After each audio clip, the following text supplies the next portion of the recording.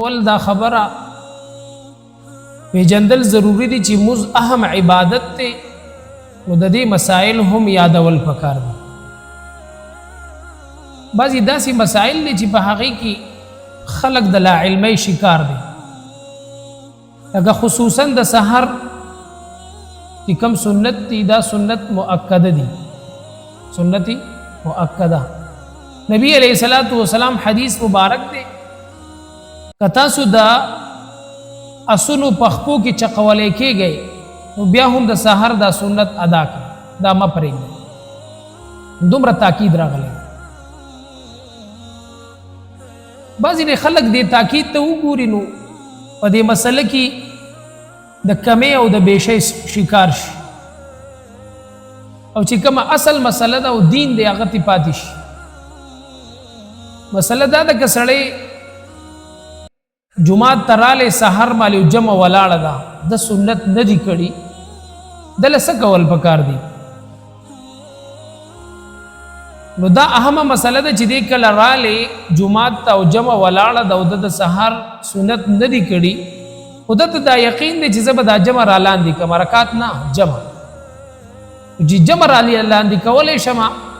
فقها فرمای اول دې سنت وکړي، د هغې نه پس دی چې کوم دی بیا په فرضو کې شامل شي.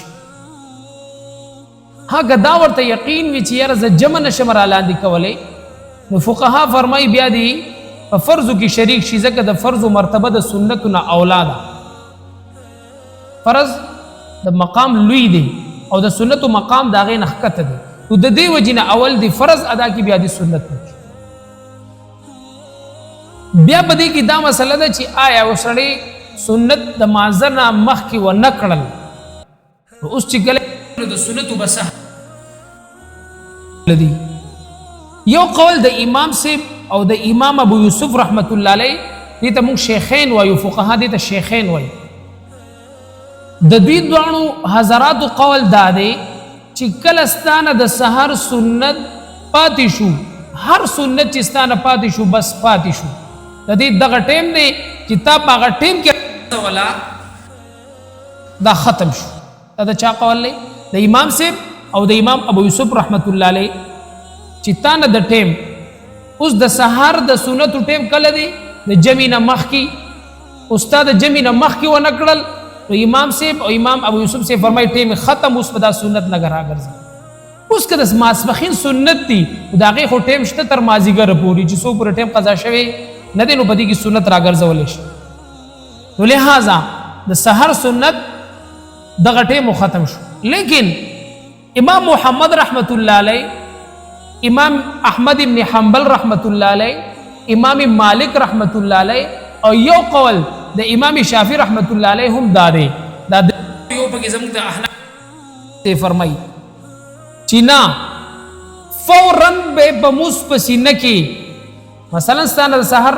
سنت پاتې شوي دي او جمع دي وکړو ته اوس راشي د صف نه راووتې او په پلر سره خواته ورته یا الله اکبر سی چلې هلکه ماره سنت پاتې نه. دې ټیم کې مونځ نشته، حدیث کې منع راغلی ده په دې ټیم کې د مونځ چې سحر مازه نه پس نبی علیہ السلام فرمایي نه نفل شته او نه چې کوم دی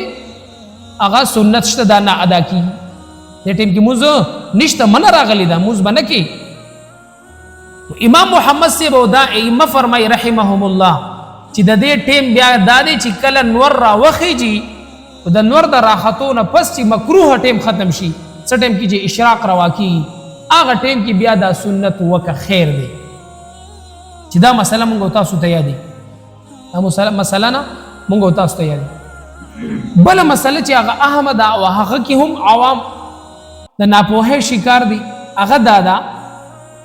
چې د ماسپښین 4 رکعات سنت دا هم مؤکد دي او وروسته 2 رکعات سنت دا هم مؤکد دي.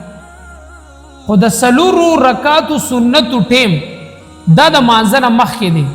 په دې کې هم دا مسله ده، مسله دا ده ته په سنتو ولاړې د ماسپښین او امام صاحب رالی جمع ته مخکې شو، څه صورت به وي؟ نو په دې کې علما فرمایي چې ته 2 رکعات باسو په امام 2 رکعاتو پوره کول سره جمع نه ځي. ګورې فرمایي چې یو عبادت په څه طریقې ته سر ته ورسي. ځکه د یو مؤمن مسلمان قول دا هم چې یو سړی دی خبره وکړه هغه به عبس نه واخلي، هغې له به یو مقام ورکړي، تطبیق به یې کړي، دورانې به یې سازې به نو دغه رنګې بیا چې عبادت دی دا به باطل کېږي نه. ځکه الله فرمایي لا تبطلوا اعمالکم، خپل اعمال مه باطلوئ. لہذا دا موږ او تاسو ته فقها ښیي. خو بیا نورو فتاوو والا وایي چې حد الامکان کوشش وکړي چې دا 4 رکعاته سر ته ورسي چې دا سنت دې څه شي هغه پوره شي. او که فرض که سنت نه پوره کېږي او ستا نه جمع ځي نو اول به جمع کې داخل شي. اوس تا 2 رکعاته کړي دي دا ستا نفل شو، دا ستا څه شو نفل شو. جمع دې وکړه د ماسپښین نو 4 رکعاته سنت خو دې سر ته ونه رسوله، نو 4 رکعاته یو سنت درته پاتې شو، 2 رکعاته چې کوم د مانځه نه پس و هغه هم پاتې کې به څه ترتیب کې. نو په دې کې هم امام محمد صاحب رحمت الله علیه یو طرف ته دی، امام ابو یوسف رحمت الله علیه بل طرف ته دی. امام یوسف رحمت الله علیه اسی وکا چې 4 رکعاته واخو د نفوت اوس دا 2 رکعاته اورن پس 2 رکعاته سنت مؤکده وکا. ځکه د دې مقام رسته خو دې سي رسته کړي رسته کې نو داسې دا په خپل ته وګرځي. دا د یوسف رحمت الله علیه په فرض رکعاته وکړه ورسته سو 2 د فقهاو په باندې بهتر اول دي سر کی وکي د ماسپخین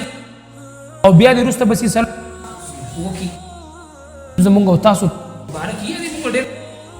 خپل دین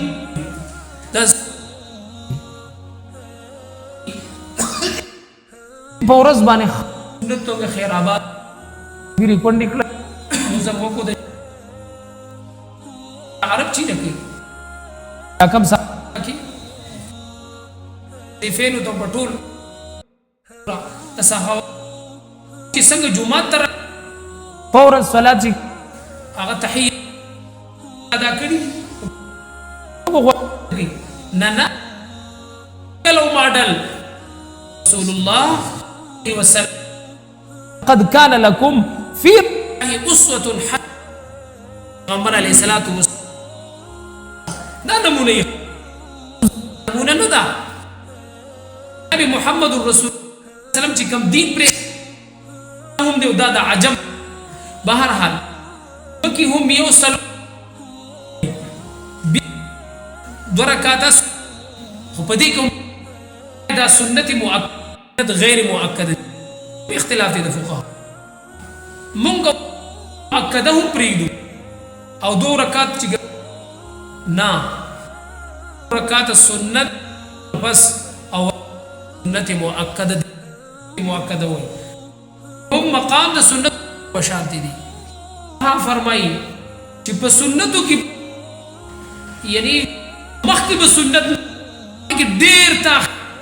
مثلا ماسپښین ټیم روان شو 12 پس ټیم کې چې کوم دي سنت ادا کېږي په څه ټیم وجه ته به کې په قلار کافي خو علما اخیر چې جمع دومره یا ټیم ورته دی څه کېږي په کار چې ته نفلونه وکړي علي اهم د جمعې استاسو دا موضوع د موضوع د فرما سو مخکې کی اس الله روي د مهر زده کی په خیر الله بل حدیث سلام دې فرمای مع من کتاب حاول قصدا معذور کړو زنانه بیمار دې اوس په د باندې نشتا د باندې د خو چې کړه دی دم جمعه پری دی سلام فرماس د مول دام ولا يبدل ورجسي کی ولې نه باغ کې سوق تغیر واستولی شي کتاب بل سلام ترک الله على قلبه درې جمعې پرلی پسې سوق د جمعې مسپری دی پرلی پسې د اختر مزم خلق نه کوي. الان کې حدیث مبارک کی راغلی دی د کتاب کی ذکر کړی دی چې د جمعې مونځ او د جمعې ورځ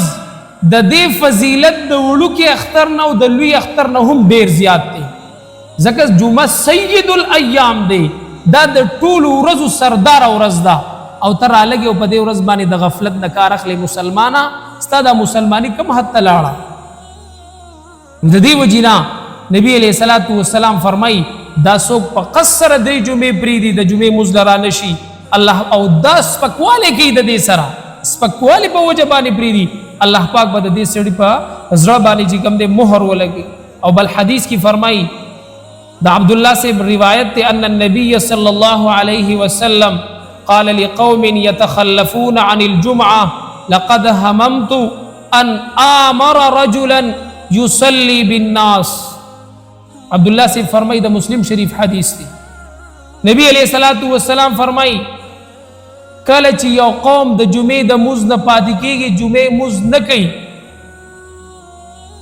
نو نبی علیہ السلام فرمایي لقد هممت ان امر رجلا زما زړه غواړي چې زه څه کسان راغونډ کړم او هغوی ته حکم وکړم دا کسان راغونډ کړم دوی ته حکم وکړم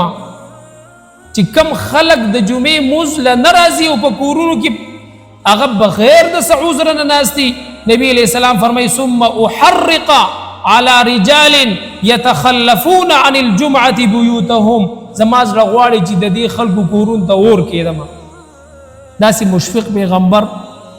چې هغه د اور حکم کړی د داسې خلکو د سیزلو حکم یې کړی دی وجه دا د اهمیت طرف ته اشاره ده چې مسلمان به د دې جمعې چې کوم دی هغه قدر کوي او د مسلمان شان دا دی چې دی به د جمعې د مونځ نه پاتې کېږي نه دویمه مسله د جمعې د مونځ سره متعلق حدیث مبارک کی راضی چې څوک د جمعې مونځ له راشي او دې د چا سټ پامال نه کی مخکې صف ته رالی شي یعنې یو خو مخکې صف کې ځای شته بغیر د دغه نه د وجې نه دی چې کوم دی په سهولت سره مخکې صف ته راتلی شي بیا خو بهتره ده خو که نه ګڼه د جمعې په ورځ باندې ګڼئ دی د خلکو په سټونو باندې خپې اړئ نبي علیه الصلاة والسلام فرمایي د جمعې چې کم آدابو چې د جمعې د یو ورځې نه واله او د بلې جمعې پورې الله پاک د ګناهونه معاف کول د هغې خیر نه دا کس محرومه شو چې د په خلکو په سټ باندې خپې واړول او بل مسله دا ده چې کله د جمعې مونځ ته راشې نو ته وایې چې زه خو سیب یم نو پلان کې سړي ته ته پاسه لکه ماته ځای پرېږده علما او فقها فرمایي چې دا یو ګناه کبیره ده وکړله چې دې رالی یو مسلمان اهانت او د هغه چې کوم دی سپکوالی وکړو هغه ته وایي ته پاسه او دې په هغه ځای باندې کېناستو بیا فقها فرمایي چې دا یوازې د جمعې د مونځ دپاره خاص نه ده هر هغه مجلس هر هغه مونځ چې په هغه ځای کې څوک کېناستو ته رالی هغه سړی د هغه ځای نه پاسې دا ګناه ده موږ تاسو داسې کوو که نه وایي دا جانماز خو زما دی ته بې ولې کېناستې نه نه څوک چې مخکې رالی دا د هغه ځای د فقها فرمایي هغه به پاسې نه دا اهانت دی لہذا زما او ستا دین او شریعت هغه مسلمان لا قدر او عزت ورکړی دی د پاره دی چې مسلمان الله جل شانه ته محبوب دی د قرنګي علي سے فرمای علي ابن ابي طالب رضی الله تعالی عنہ حدیث مبارک نقل کی قال اذا كان يوم الجمعه خرج الشياطين يربثون الناس الى اسواقهم ومعهم الريات نبی علیہ الصلوۃ والسلام فرمای چې کله د جمعې ورځ راشي او شیطانان راوځي او د دې شیطانانو سره جنډې وي نو څه چل کوي کار یې څه دی خلک د جوماتونو نه منې کوي په څه طریقې سره منې کوي بس په یو مسله کې کاروبار تجارت کې ون خلی په څه کار روزګار کې ون خلی د پاره دی چې دی د جمعې نه منې شي او چې کم فرشته او ملائک ته هغوی د جمعات دروازې ته راشي وتقعد الملائکة على ابواب المساجد فرشتے چې کوم دی د جمعات په دروازه کې ناست وي یکتبون الناس على قدر منازلهم خلق چې کوم دی منازل لیکي څوک اول رالی په رجسټر کې اول د هغه ثواب اقمره ثواب ولیکي اول په پرس کې هغه ولیکي والمصلي والذي يليه حتى يخرج الامام فمن دنا من الامام فانصت واستمع ولم يلغو كان له كفلان من الاجر چې کم کس مخ کې راشي په صف کې کینی دی په جمعات کې چاته دامونه وي چې چپ شه علما فرمایي چې چې کم د جمعې خیرونه او آداب دي د دین هم سړی په دې باندې کېږي چې څوک په جمعې په ورځ د خطبې په ټیم کې امام خطبې لپاره راوختو څو خبرې کې دی ورته په خوله وایي چپ شه دا چپ شه سره هم د دغه خیرونه د دې محرومه شو الله محرومه بیا فقهاو یو قاعده ذکر کړي ده چې هر هغه کار چې هغه په موس کې ناروا دی په موس په حاله کې ته په موس باندې ولاړې هغه د خطبې په دوران کې هم ناروا دی په موس کې مونږ خبرې کوو خوراک کوو په موس کې مونږ دا څیزونه کوو نه دغه رنګې د خطبې په دوران کې هم چا د چې کوم دی خبره کول چې کېنه فقها فرمایي که څه ماشومان لکه اوس دا راغلي دي دوی څه شور کوي فقها فرمایي هغوی ته په اشاره سره دی دا پوهه کولی یا مشران لګیا دي هغوی د بخله په اشارې سره به ورته وایي چې چپ شه اوس دا اشاره کول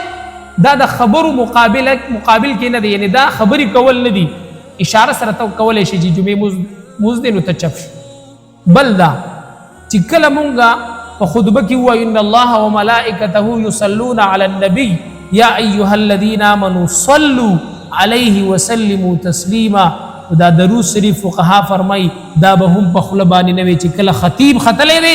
او خطبه کوي په منبر باندې په زړه کې به په نبي علیه الصلاۃ والسلام باندې درود وي او په خوله باندې به د هغې اقرار نه کوي